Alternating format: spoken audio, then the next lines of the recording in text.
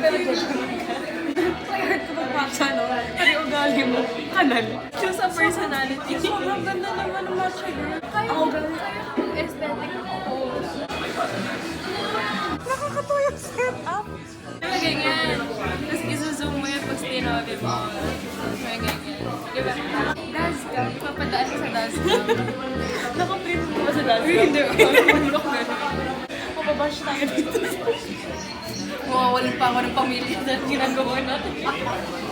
Nag-nilay kasi ako ng whole week eh. Ano ang pagdirayan mo? Antay na talaga na existential crisis ko. Ako, hindi ko nagbablog. Kaya ba bumili ako kahapon ng photo cards for 500. Kasi sobrang lungkot ko. Kaya natin yung mga K-pop stands. Gusto mo ba stan? Stan, ha? Girl, see you in the rest.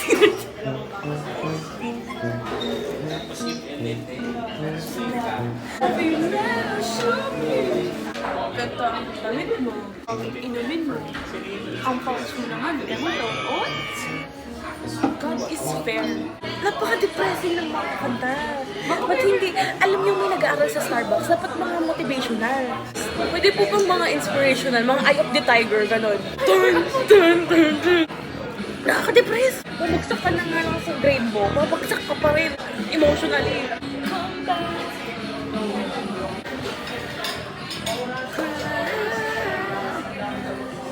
Terrified. Kung hate niyo ang message in a bottle. Nagkaon ka na ba? Tingin mo kung hindi tayo childhood friends, magkaibigan pa rin tayo ngayon. Hindi. Isa kasi nabi na backstop na. Kasi paano lang ginawa ko yung jowa ko. She a hottie kasi. Okay, ganyan. Alam mo, parang ayoko na ilabas tong vlog ko. Grade school ko, high school. Tinatanong pa rin ako, ba't hindi niyo sinasama si Icon? Sasagot mo. Hindi siya sa jowa. Siguro i-block ko na lang si mama dito sa vlog. Block ko kayo, ha? Mag-usap tayo tungkol sa pinaka-bobo mong ginawa nung high school. Ang pinaka-bobong ginawa ko, gumawa ko ng PowerPoint para mag-sorry sa isang babae. At nagkonsyaba pa ako ng prof. Ang cringe nito kasi yung PowerPoint was presented sa buong class with a sorry note sa dulo.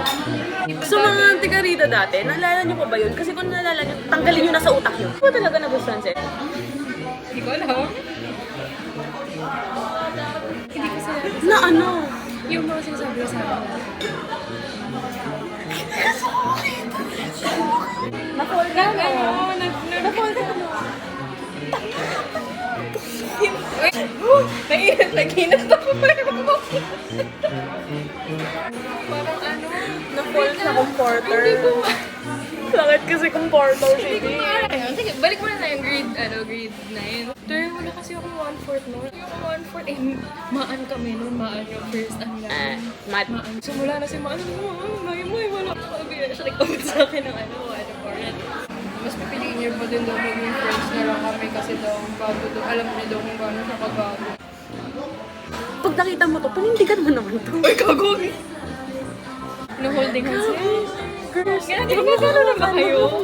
Huwag mo kong hawakan. Pwede ka naman mag-explain lang hindi naghahawak. I just wanna know kasi friends din kayo. Kaya tawag kayo baby. Cringe, right? Nabibiwi ako. Hindi ako isip lang yung gagawin. Pwede mo i-explain na hindi ako hinahawakan.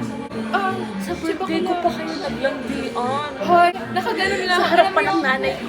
Kami mag-jowa, mag-blurry lines na lang tayo lahat. Mamili naman kayo ng maganda. Huwag yung matatalo kayo. Second year. Heart trap siya na to. In grade 8 pala. Heart trap siya na to. Nalala ko ng senior high tayo. Nalala ko nag-away tayong tatlo. Ano ba yan?